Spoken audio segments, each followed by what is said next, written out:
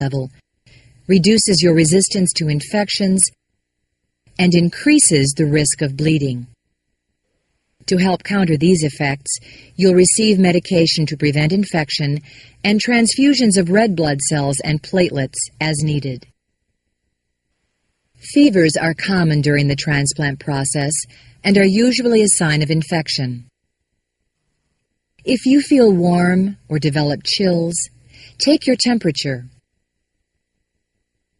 Report a fever of greater than 100.5 degrees to the transplant team. Until your bone marrow recovers, it's reassuring to know that most infections are successfully treated with antibiotics. Damage to reproductive organs causing sterility or infertility is common following the preparative therapy. This will not affect sexual function. Male patients who are interested in storing sperm can do so prior to preparative therapy. After your preparative therapy is completed, you'll be ready to receive your stem cell transplant. Your stored cells, which were frozen, will be thawed in a warm water bath. Then the cells will be infused through your catheter. This process is similar to a blood transfusion. During stem cell infusion, you'll notice a distinct odor. This is from the preservative used during the freezing process to protect your stem cells. The odor will be noticeable on your breath and in your urine, stool, and perspiration for a couple of days.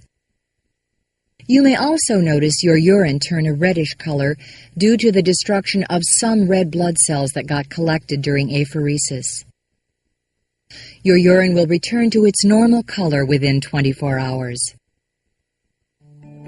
Members of the transplant team will be present throughout your infusion and monitor you closely for side effects. You may experience fever, chills, nausea, headache, and an increased heart rate. When you've completed stem cell transplantation, you'll begin to focus on engraftment and recovery. These topics will be covered in another videotape.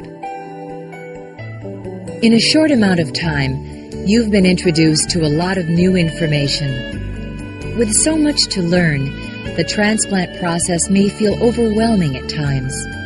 Hopefully, this program has answered some of your questions, but it may have raised a few as well. Remember, the transplant team is here to guide and assist you. Please feel free to ask questions and to consider us your #1 resource.